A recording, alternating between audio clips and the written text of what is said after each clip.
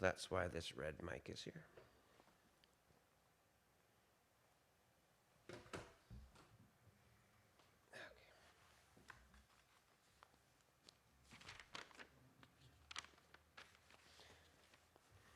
Again, my name is Brian Pankratz. I live in Nanaimo. I am a candidate for ministry within the United Church. In May, I was given the approval to go forward and find a placement. So I've been applying at different churches with openings around the Lower Mainland and the island. And while I wait for the right place, I am a circuit rider. I travel around preaching. And today's passage is quite radical, and hopefully I can be somewhat as radical as the passage demands. I saw a movie recently about a young man who gets a super-powered super suit. The unique feature about this movie was that when he went to fight the bad guys, he fought the bad guys with his mom, his dad, his sister, his uncle, and his nana. It was an intergenerational super team. By the end of the movie, they had successfully saved their neighborhood from the evil developers who were trying to evict the poor and the lower class in order to build high-rise towers and military super soldiers for the rich and the upper class. The neighborhood was able to flourish again. It was a good representation, I believe, of what God wants to do. To have us join together with people of all ages and all cultures to build communities that help neighborhoods of the world to flourish. It's kind of like that song by a band I'm sure you've never heard of, one of my favorite bands, Judah the Lion. You have heard of it? Oh. Pranked by the heckler in the back. Anyway, the song for everyone else. The song goes like this. Do you feel like an outcast? Do you feel unloved? Do you feel like an idiot in a crowd with everyone? Yeah, we're all lunatics. We're all kind of weird. But when we get together, everything like that disappears. Can you feel the connection? Connection. Connection changes the world. Not only is it a biblical principle, but it's a universal principle, inspiring everyone everywhere to build ever-expanding communities of love. How do we make that happen? That's what today's passage is about. It's a radical passage, like I said, about how to live together as an intercultural and intergenerational community, moving forward into a future where all feel loved and all have what they need to flourish. So the background of this text is the original audience was a group, community, much like ours, made up of both Jewish and non-Jewish believers in Jesus. They had before them this amazing opportunity to become this intercultural community that changes the world. But they were having some problems because there were significant conflicts in their midst. But they had this opportunity, but how to get over these differences? Hence, the letter of Romans. And here in verses 1 to 8, we have kind of the part of the summary of the entire book, kind of the conclusion, like, therefore, what do we do now? Verse 1, as we've heard, says, I appeal to you, therefore, by the basis of God's mercy, to present your bodies as a living sacrifice, holy and acceptable to God, which is your reasonable act of worship. This first, I'll call it a step. This first step is crucial.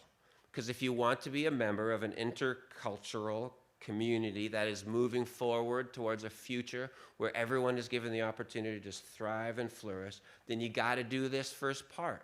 You got to present your bodies as a living sacrifice. The concept here is that community members should dedicate their lives, symbolized by their bodies, to these goals. It implies a continual, ongoing commitment. And this isn't just a Christian principle, it's universal. In Buddhism, as I understand it, practitioners are encouraged to give up selfish desires and attachments for the welfare of all people. In Hinduism, it teaches about dedicating all actions to God. In Islam, there's a concept of jihad, which describes the struggle to be fully surrendered to faith and righteous living. There's also business and secular philosophies that advocate for strong commitments from their stakeholders. Or perhaps you're like me, and you believe in love above all gods and virtues. Paul's message applies to us too. Have we put our lives on the altar of love? Like that City and Color song, bow down to love. Because that's what it's going to take to achieve our goal of helping lead everyone to a future where they know they are loved and have what they need to live a flourishing life. Our dedication's got to be at a 10. The goal requires 100% commitment, Paul says. We got to be in this for the long haul, not just flirt with the finish line. We got to stick to this goal like a barnacle on a ship, weathering the storms and never letting go. He's saying we got to be committed to this goal like a devoted gardener, tending to each seedling with love and care until they blossom into beautiful flowers. It's not a part-time job. So if this is you, if you're 100% in, then you're almost ready for verse 2. Because it's one thing to dedicate yourself, it's another thing to do it. Why is that? Because we live in a culture that is actively working against this concept of a spiritual community devoted to the flourishing of others. Our culture is filled with these lures, these shiny things that draw us away from building this type of community. And what's the biggest, most scariest, shiny thing of all? The almighty dollar. Because consumerism has an incredibly tight grip on modern society. In today's consumerist culture, the relentless pursuit of money and wealth has become the main goal for most people. Money, or the longing for money, rules the lives of most individuals. We've internalized this belief that happiness and contentment is directly linked with material wealth.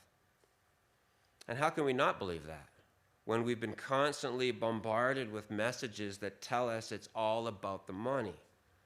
As a result, we are driven to acquire more and more, and we put price tags on everything. It's a mindset programmed into us since childhood. We are taught to go to school in order to get a good job, in order to get good salaries, and buy things on sale. As a result, many of us end up sacrificing the building of the flourishing community of love. We put it second or third, or not even on the list. Consumerism and overconsumption, of course, is not that great. Like, it creates excessive waste. It depletes the earth's resources. And these unsustainable behaviors continue this cycle of environmental harm that threatens the well-being of all future generations. Sure, consumerism's super shiny, but it leaves us empty and it leaves our world a mess. But Paul offers a way out. Build this countercultural community that exists for the poor, the suffering, and the brainwashed. And the goal of this community is a flourishing life for everybody, free from the constraints of materialism. So, what's the next step? We fully committed ourselves. We become aware of the forces working against us. Now, we need to unbrainwash and deprogram ourselves through what Paul calls the transformation of the mind. We're now ready for verse 2. Do not be conformed to this age, but be transformed by the renewing of the mind, so that you may discern what is the will of God, what is good, acceptable, and perfect. Probably the most important class I've ever taken in my life was a class on critical thinking. Because there are so many systems in our world that work against flourishing, we need a critical mind to see where culture is seducing us into thinking that things actually add meaning to our lives. Now, I could give 1,000 examples of how this works, but I'm just going to give you one as an example, and it's kind of a fun one, it's kind of a cheeky one, but don't let the cheekiness of it stop you from hearing the truth of it. I'm talking about Coke. I'm talking about the Coca-Cola Company. Do you know what their motto is, if you looked it up? We build brands that bring joy to our consumers' lives. Do they? Does the Coca-Cola company bring joy to your lives? Have you ever asked yourself why Coke doesn't taste good once it's sat on the counter for a while? When it's lost its fizz and its coldness and it's turned warm? Why does it taste so bad when just a few hours earlier it tasted so good? It tastes bad because your body is rejecting it. Your body is rejecting it because it knows the health risks of drinking it. It's full of sugar, caffeine, phosphoric acid, and something called V.caramel. That's what gives it its color. All ingredients that your body does not know how to digest. Not to mention how it spikes your dopamine levels and keeps you addicted. If I put in front of you a bowl and a spoon and had 7 teaspoons of just sugar in that bowl, would you enjoy that meal? Would it be refreshing? No. Yeah, exactly. No, your body would reject it. You'd probably throw up. Your body knows it's bad for you to ingest that much sugar, so it puts up defenses against it. But the Coca-Cola company knows that too. That's why they make it fizzy, so it can get past your defenses. That's why they encourage you to drink it cold, because that also gets it past your defenses. And if it creates a dopamine hit and an addictive rush of pleasure, it can get past your defenses and keep you buying it, especially if ads promote the idea that everyone else is drinking it and having such a joyful life sharing it with each other. But it's not good for your health. It's all about the Coca-Cola company making more and more money. It has nothing to do with joy except the joy of the shareholders. That's just one example of how things work in our current age. They tell you they're going to give you joy, but all they end up giving you is type 2 diabetes. Do not be conformed to this age through critical thinking. So, where have we come so far? First, we're dedicated to the cause. We're all in. Second, comes this process of critical thinking against the forces in society that are working against our attempting to build these flourishing communities that exist for the flourishing of others. And then he brings up the ego. For by the grace given to me, I say to everyone among you, do not think of yourself more highly than you ought to think, but think with sober judgment, according to the measure of faith God has assigned.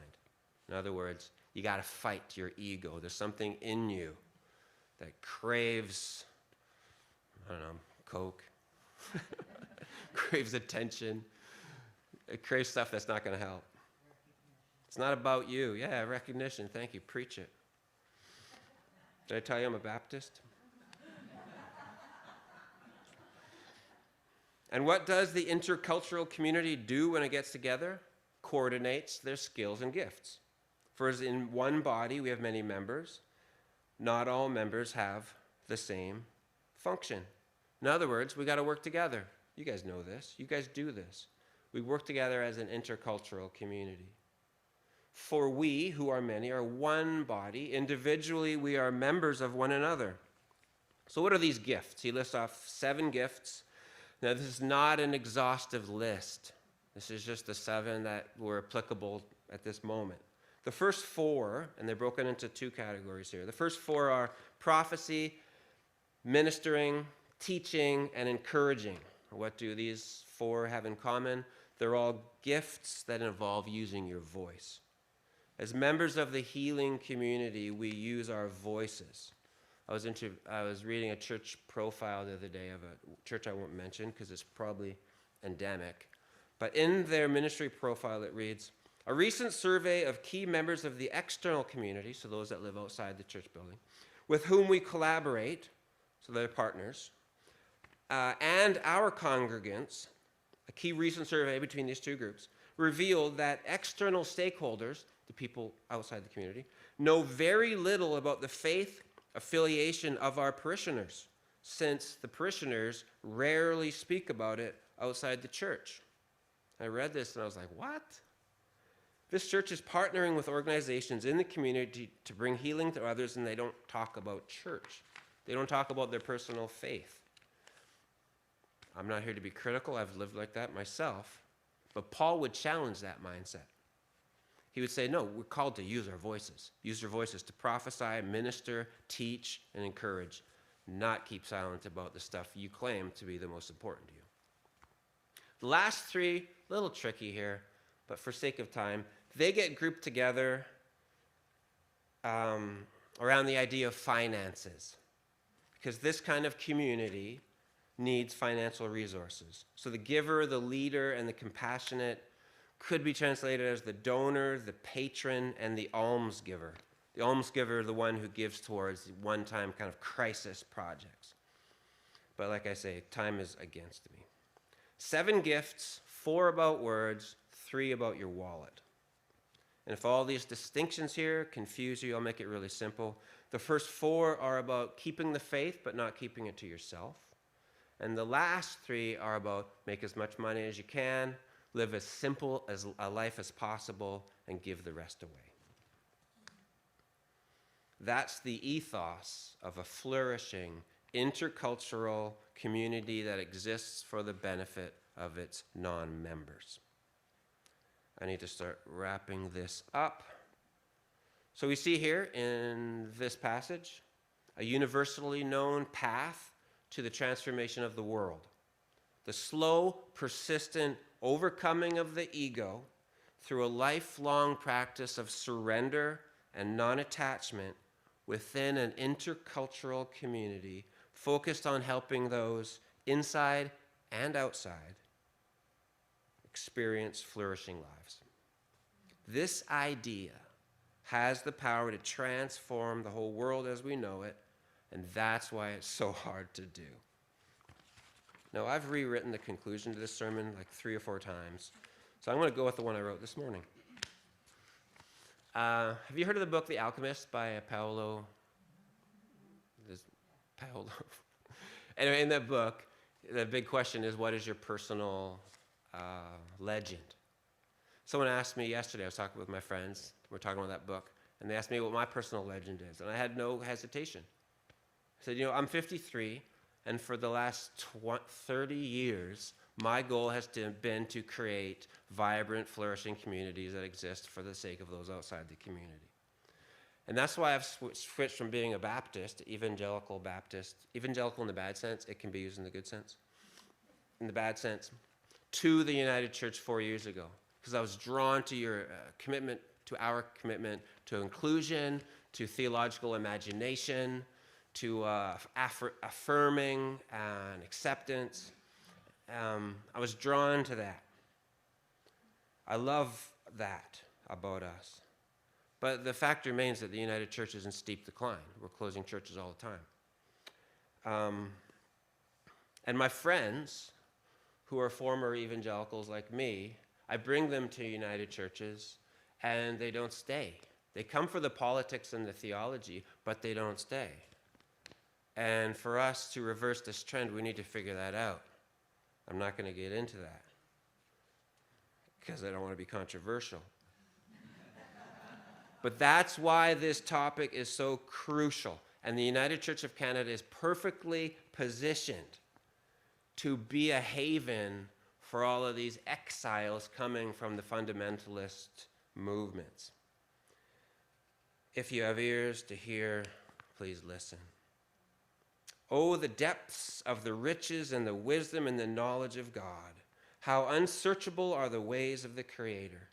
For from God and through God and to God are all things. To God be the glory forever. Amen.